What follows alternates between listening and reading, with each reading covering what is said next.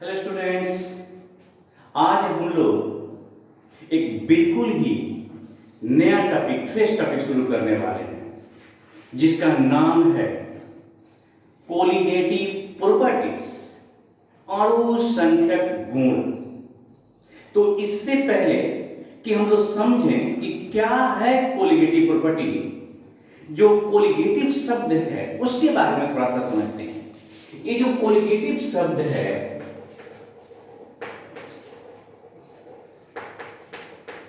Greek भाषा के दो शब्द को और लिगरे से बना है।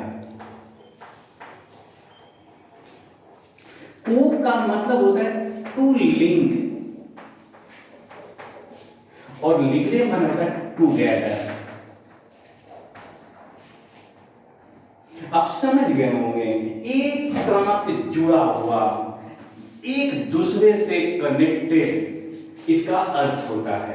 तो हम लोग सबसे पहले जानने की कोशिश करते हैं कि क्या है अणुसंख्यक गुण। अणुसंख्यक गुण को जानने से के लिए आपको कुछ उदाहरणों पर ध्यान देना होगा। कल्पना करिए कि आप पानी गर्म कर रहे हैं, उबलते हुए पानी में आपने चीनी डाल दिया। उबलने की क्रिया का क्या हुआ? उबलने की क्रिया रुक गई। अब दूसरा एक्सपेरिमेंट, उबलते हुए पानी में आपने नमक डाल दिया, उबलने की क्रिया क्या हो गई? रुक गई। तीसरा एक्सपेरिमेंट, उबलते हुए पानी में आपने पानी मिला दिया, अभी भी उबलने की क्रिया रुक गई। अगर उबलते हुए पानी में अगर आपने मिट्टी डाला होता तो भी उबलने की क्रिया रुक जाती। इसका मतलब अगर एक उबलना क्रिया है तो उसको रोकने के लिए आप उसमें मिट्टी मिलाएं, चीनी मिलाएं, बालू मिलाएं, नमक मिलाएं, कुछ भी मिलाएं, उबलने की क्रिया रुक सकती है। यह निर्भर करेगा कि कितनी मात्रा में मिला रहे हैं। अब ऐसा नहीं कि 5 लीटर पानी उबाले हो, चीनी का 2 दाना डाल दो तो उबलने की क्रिया नहीं रुकेगी। इसके लिए जरूरी है कि उपयुक्त मात्रा मिलाए, लेकिन ऐसा नहीं कि चीनी मीठा है तो रुक जाएगा और जो नमक है डालेंगे तो नहीं रुकेगा। इससे कोई फर्क नहीं पड़ता कि वो चीनी है कि नमक है कि क्या चीज है, बात इस पर है कि वो कितनी मात्रा में है। तो विलयन के कुछ ऐसे गुण होते हैं जो उनकी मात्रा पर, विलेय की मात्रा पर निर्भर करता है। विलेय कौन सा है इससे मतलब नहीं है। मतलब उबलते पानी को रोकने के लिए आप चीनी मिला रहे हो कि नमक मिला रहे हो, उससे मतलब नहीं है। मतलब इससे है कि चीनी कितनी मात्रा में मिला रहे हो या नमक कितनी मात्रा में मिला रहे हो। इस पर डिपेंड करेगा कि उबलता हुआ पानी रुकेगा कि नहीं रुकेगा, रुकेगा तो कितना देर के लिए रुकेगा और कितना पुनः जल्दी वो दोबारा उबलना शुरू हो जाएगा। तो ऐसे गुण को जो मात्रा पर निर्भर करे उसको हम लोग कहते हैं अणुसंख्यक गुण, मतलब जो अणुओं की संख्या पर निर्भर करे। तो बहुत सिंपल सा छोटा सा एक लाइन का डेफिनेशन है, बोर्ड पर देखिए।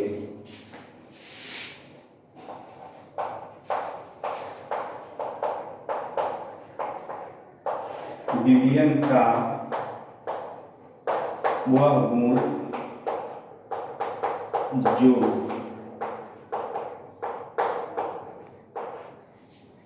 विलेय के मात्रा, अणुओं की संख्या कह सकते हैं आप,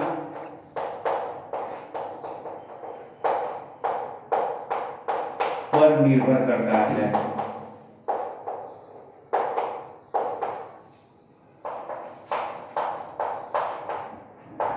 करता है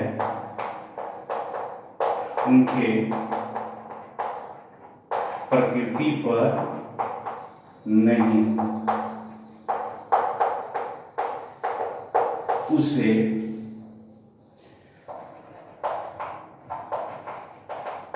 अणुसंख्यक गुण कहते हैं। That properties of solution which depends on the amount of solute, not on the nature of solute. That properties of solution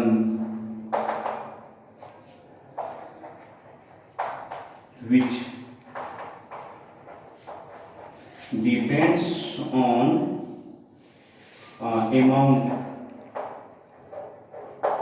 amount of solute, not on nature of solute.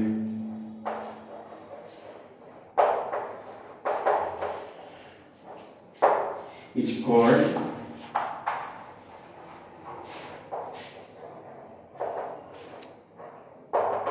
colligative properties. जो अणुओं की संख्या पर निर्भर करे, उसकी मात्रा पर निर्भर करे, वो कौन से अणु हैं इस बात से कोई फर्क नहीं पड़ता, उसको अणु संख्या गुण कहते हैं। और एक बहुत महत्वपूर्ण बात वो ये है कि अणु संख्या का गुण जो है वो तनु विलयन का है, डायल्यूट सॉल्यूशन का। मतलब कोलिगेटिव प्रॉपर्टी का nature of dilute solution, not conc solution. सांद्र जो विलयन होता है उसके लिए नहीं है।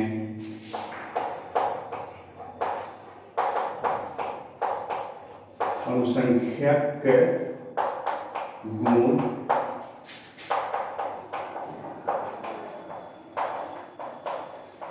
तनु विलयन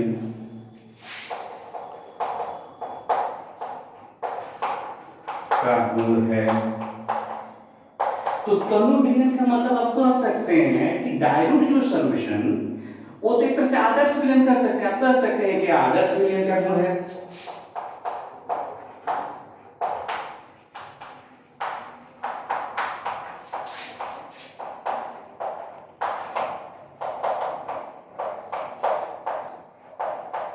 कोलिगेटिव प्रॉपर्टीज एक तरह से आदर्श विलयन का गुण है। एक बात अब है कि जो अणु संख्या गुण है वो कितने प्रकार के होते हैं।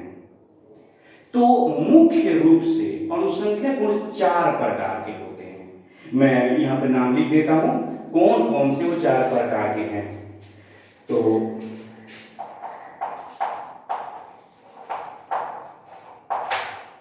मुख्य रूप से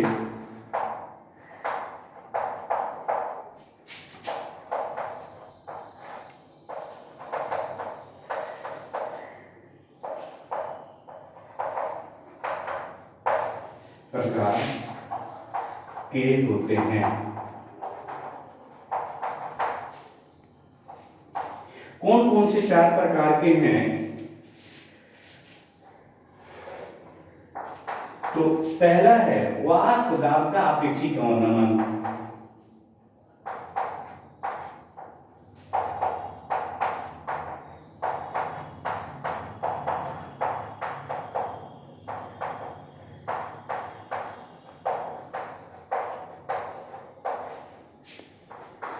दूसरा है क्वथनांक का उन्नयन।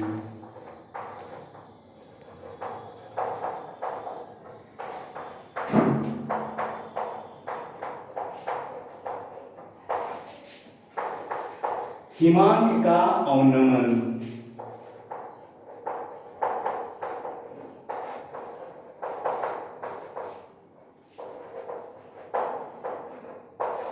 और चौथा है पराशरण।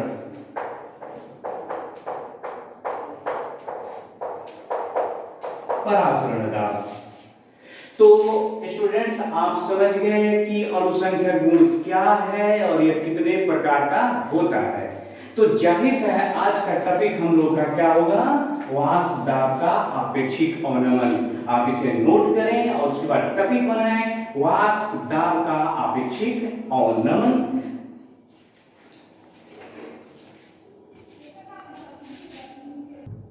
टॉपिक बन गया तो चलिए शुरू करते हैं। वाष्प दाब का अपेक्षिक अवनमन, relative lowering of vapour pressure, RLVP, relative lowering of vapour pressure. तो आपको याद हो रहा होगा एक बात कि हमने वाष्प दाब के अपेक्षिक अवनमन की बात किया हुआ है। याद है आपको? बिल्कुल याद आ रहा होगा। तो सबसे पहले चित्र बनाते हैं इसे समझने के लिए। बहुत आसान सा टॉपिक है और बहुत मजेदार है।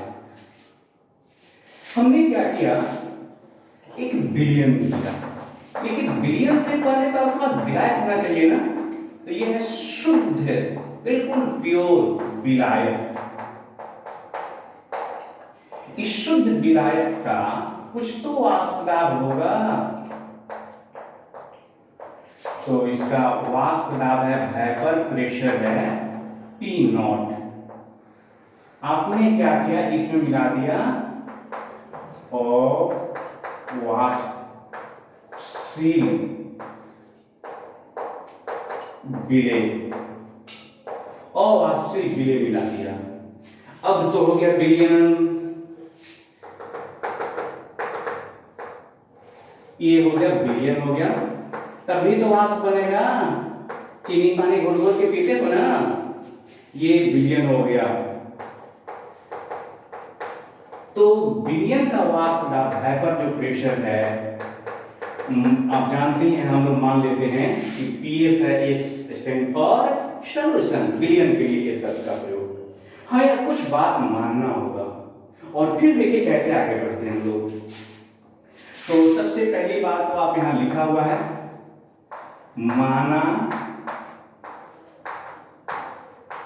शुद्ध विलायक का वाष्प दाब P0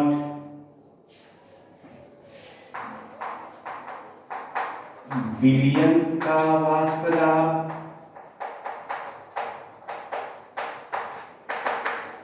PS। अब इसमें जब आप ये विलायक लिए तो कुछ तो मात्रा लिए होंगे, जैसे पानी ले लिया तो कहें ना पानी 1 लीटर लिए, चाहे पानी 1 kg लिए, कुछ तो कहना होगा। तो मान लेते हैं जो हमारा विलायक है वह है W1 ग्राम। जब इतना मान ही लिए, एक बात और भी समझिए, उसमें मान ये अभी कि चीनी मिलाया है, तो आप पूछेंगे नहीं कितना चीनी मिलाया, तो उसको मान लेते हैं जो विलेय है वो है W2 ग्राम। तो विलायक की मात्रा कितनी है, W1 ग्राम। तो विलेय की मात्रा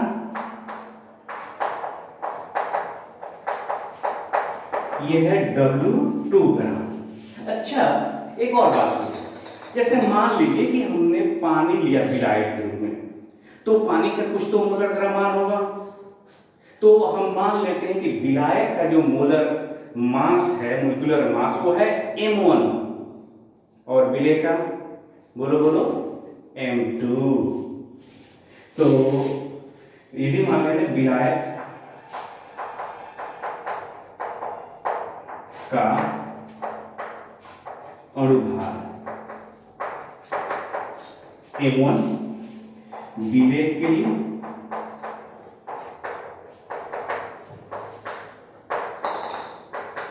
बिल्कुल M2। अच्छा, जब इतना बात मान ही लिए तो हम यह भी तो कह सकते हैं कि विलयन में विलय कितना मोल है, मोल के रूप में भी तो मान सकते हैं। तो यहां लिख देते हैं, चलिए तो लिख देते हैं, विलयन में विलायक का मोल क्या माना जाए, N1, और विलयन में जो विलेय है, विलेय का मोल, इसको क्या मान ले हम लोग, N2। इतना बात आप माने, आप कह रहे सर सब कुछ मान ही लिए, तो निकालेंगे क्या, आप देखिए क्या निकालना है हम लोगों को। अब इतना बात हम लोगों ने जान लिया, W1 ग्राम विलायक में W2 ग्राम विलेय घुला हुआ है, विलायक का मोलर जो मास है वो है M1, विलेय का मोलर मास है M2, विलयन में विलायक N1 है और विलेय है N2 मोल खुला हुआ है। तो अब याद करते हैं राउट को। आपको याद है राउट का लॉ? बहुत पहले उन्होंने एक नियम दिया था और हम लोगों ने इसी चैप्टर में पढ़ा था। याद है कब? हमने जब पढ़ाया था कि द्रव में जब कोई ठोस बोले अवाष्पशील ठोस, तो उसमें राउट के नियम के बारे में बात किया था। आपको निश्चित रूप से याद होगा, नहीं मैं तो मैं फिर से लिख दूंगा, दोहराने की बात नहीं है, लेकिन मैं कितनी बार लिखूंगा आपको याद रखना होगा। तो राउल्ट का रूल जो कहता है, राउल्ट का नियम से, according to Raoult law, according to Raoult's law, Raoult का नियम क्या कहता है कि विलयन का जो वाष्प दाब होता है, विलयन के अपेक्षित वाष्प दाब वो विलेय के मोल अंश के बराबर होता है, विलेय के मोल अंश के। किसी विलयन का अपेक्षित वाष्प दाब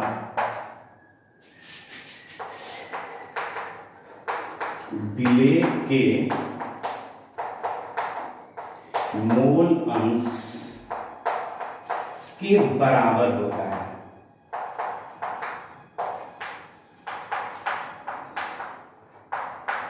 अब तो कुछ और लफड़ा बढ़ गया। अब एक यहाँ आ गया अपेक्षित वाष्प दाब और फिर विलेय के मोल। तो विलेय के मोल तो आसानी से हम लोग निकालेंगे। अब थोड़ी सी इस चीज को गणित के रूप में लिखने से पहले हम समझ लें कि ये अपेक्षित वाष्प दाब क्या है। तो इसे समझने के लिए पहले एक शब्द समझते हैं, वाष्प दाब का अवनमन। वाष्प दाब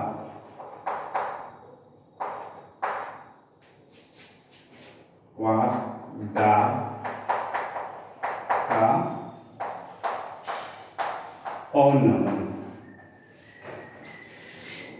किसी विलयन का अपेक्षित वाष्प दाब का अवनमन, वाष्प दाब का अवनमन।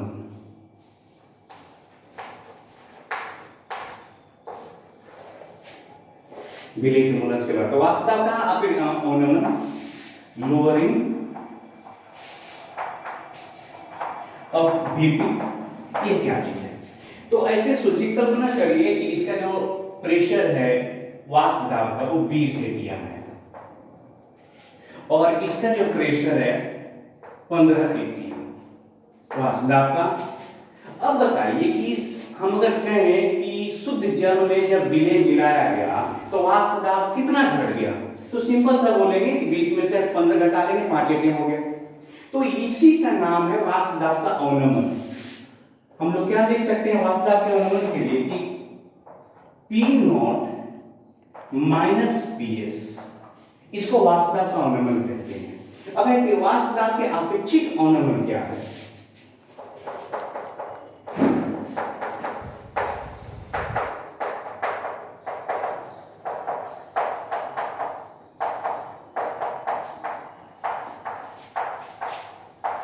वाष्प दाब के अपेक्षित जो अवनमन होते हैं P0 minus PS divided by P0। आप इसको कह सकते हैं लैंग्वेज में कि वाष्प दाब के अवनमन तथा शुद्ध विलायक के वाष्प दाब के अनुपात को क्या कहते हैं हम लोग? वाष्प दाब का अवनमन कहते हैं। इसको RSDP कहते हैं ना हम लोग संक्षेप में, डेफिनेशन में लिख सकते हैं वाष्प दाब के अवनमन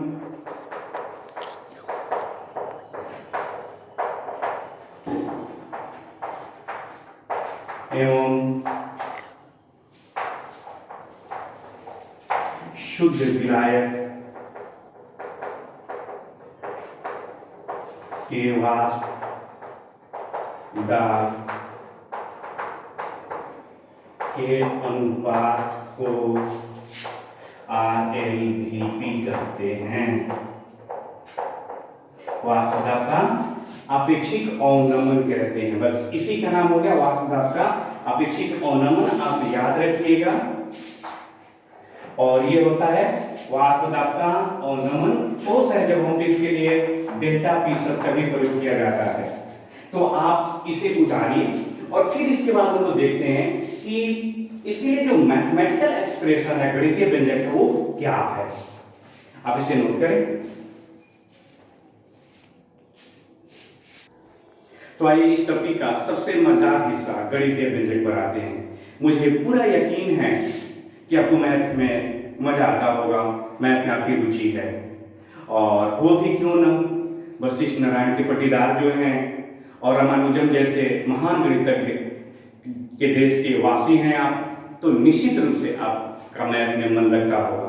आइए समझते हैं क्या इसका गणितीय व्यंजक मैथमेटिकल एक्सप्रेशन। तो राउल्ट ने क्या कहा कि वाष्प दाब का अपेक्षित अनुमान किसके बराबर होगा, तो विलेय के मोल अंश के बराबर। चलिए उन्हीं की बात मान लेते हैं। Raoult according to Raoult's law, वाष्प दाब का अपेक्षित अनुमान इसी कहते हैं ना, ध्यान दीजिएगा, विलेय के मोल अंश। अच्छा,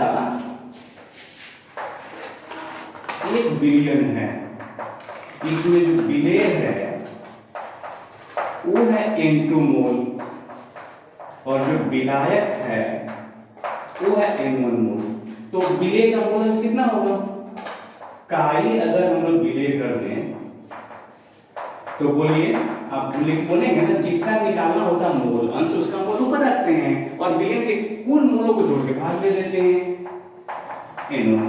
बहुत सिंपल। तो राउल्ट नहीं कहते हैं कि वाष्प दाब का अपेक्षित अनुमान विलेय के मोल अंश के बराबर होता है, तो N2 N1 प्लस N2। अब एक छोटा सा बात समझिए, अब कह रहे हैं कि जो वाष्प दाब का अपेक्षित अनुमान है एक अनुसंख्यक गुण है और ये तनु विलयन के लिए लागू होता है। तो तनु विलयन का क्या मतलब, तनु विलयन डायल्यूट सॉल्यूशन का अर्थ है कि विलायक बहुत सारा हो और विलेय उसमें थोड़ा सा हो, विलायक की मात्रा बहुत बहुत ज्यादा हो और उसके रेस्पेक्ट में जो विलेय जो घुला हुआ पदार्थ है वो क्या हो, बहुत बहुत कम हो। तो इसका मतलब हुआ तनु विलयन के लिए और डायल्यूट सॉल्यूशन, ये जो N1 है विलायक, N1 is greater, very very greater than N2। अब मैं थोड़ा सा दिमाग लगाओ, बहुत बड़ी संख्या में एक छोटा संख्या जोड़ दो या घटा दो, क्या फर्क पड़ता है भाई, कुछ नहीं ना। अरे समुद्र में से 1 लोटा पानी निकाल दो चाहे 1 लोटा डाल दो, क्या समुद्र के लेवल पे कोई असर पड़ेगा, बिल्कुल नहीं। तो यहाँ पर भी नहीं पड़ेगा, क्योंकि N1 जो बहुत बड़ा है, तो हम लोग इसको लिख सकते हैं, इसलिए P0 minus PA divided by P0 N2, और ये हो जाएगा किसके बराबर, ये हो जाएगा N1 के बराबर। क्यों, तो लिख देंगे कि चूंकि N1 प्लस N2 ये लगभग किसके बराबर है, तो N1 के। क्यों, क्योंकि ऊपर लिखा हुआ है कि N1 is very very greater than N2। अब एक और बात है, हम लोगों को मोल का मतलब पता है, किसी चीज का मोल निकाल सकते हैं। कैसे, तो दिया गया जो मात्रा होता है, गिवन मास बटा मोलर मास, मोलिकुलर मास जो है ये मोलर मास। तो अब देखिए N2 क्या है, तो विलेय है, विलेय कितना, याद करिए कितना हम लोग लिखा, W2 ग्राम, और उसका मोलर मास कितना था, M1। तो इसलिए आगे बढ़ते हैं, इसके जगह पर लिख देंगे हम लोग W दिया गया द्रव्यमान था ये, और molar mass M2 divided by ये N1 विलेय है, तो विलेय कितना था, W1 डिवाइडेड बाई M1। हो गया P0 PS divided by P0 equal to कितना हो गया, तो W2 into M1 divided by M2 into कितना हो गया ये W1। बस हो गया। यही है वाष्प दाब के अपेक्षित अनुमान का गणितीय व्यंजक, जहां याद रखना होगा W2 विलेय का ये मास है, M1 जो है मोलर मास है किस चीज का, तो विलायक का, M2 क्या है, तो विलेय का मोलर मास है, और W1 क्या है, तो ये विलायक के लिए है दिया गया जो द्रव्यमान है। इसी सूत्र को दूसरे तरीके से भी निकालते हैं। चलो देखिए सेकेंड जो मेथड है, सेकेंड मेथड में मान लीजिए कि आपको ये नहीं पता है कि जो विलयन है वो तनु है या नहीं है, तो उस परिस्थिति में क्या करेंगे, तो चूंकि तो राउल्ट के नियम का तो प्रयोग करेंगे ही, P S divided by P nought equal to N2, बस कुछ नहीं, छोटा सा काम करते हैं, रिवर्स कर देते हैं इस समीकरण को। तो ये हो गया, रिवर्स कर देने पर पी नॉट ऊपर divided by P naught P S और N1 N2 N2, जो हर में था उसको अंश में कर दिया, जो अंश में था हर में कर दिया और दोनों तरफ कर दिया, इसलिए मैथ के नियम से किसी तरह की कोई यहाँ पर गलती नहीं हुई। अब क्या करते हैं हम लोग, फिर थोड़ा सा आगे बढ़ते हैं। देखिए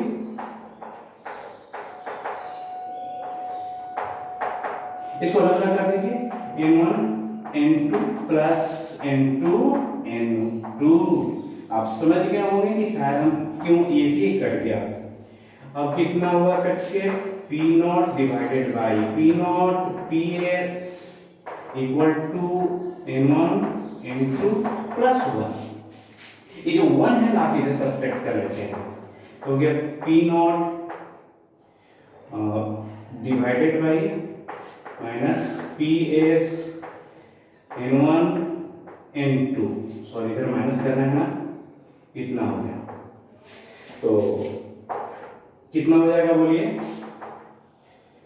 पी नॉट माइनस ये हो जाएगा पी नॉट, ये प्लस हो जाएगा ना, बिल्कुल समझ रहे होंगे, P naught P S N1 N2।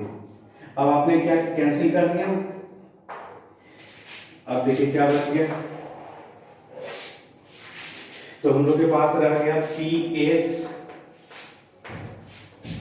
Divided by P not minus P S N1 N2।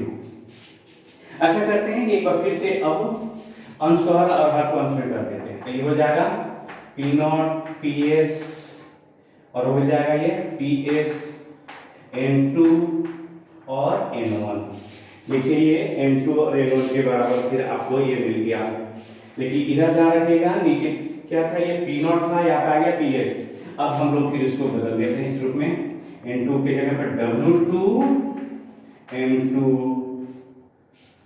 Divided by W1 M1। कितना हो गया बोलिए, W2 और M1 और ये हो गया कितना, M2 और W1। तो इस तरह से आपने को रिजल्ट मिला, P not minus PS W2 M1 और M2 W1। अगर हमको ये नहीं पता हो कि विलयन तनु है या नहीं है, तो आप बिल्कुल ये देखिए, यहाँ पर हमने तनु विलयन मानते हुए बनाया था, आप इस फॉर्मूला का उपयोग करिए और जो भी मैथमेटिकल कैलकुलेशन है वो निकालिए। मुझे यकीन है कि आपने समझा होगा और बहुत बढ़िया से समझा होगा। फिर हम लोग नेक्स्ट डे फिर मिलेंगे क्वथनांक के उन्नयन के लिए। तब तक अपना ख्याल रखिए, बहुत बहुत ख्याल रखिए। जय हिंद, जय भारत। इसे नोट करिए, हाँ, रोज की रोज पढ़ाई जारी रखना है।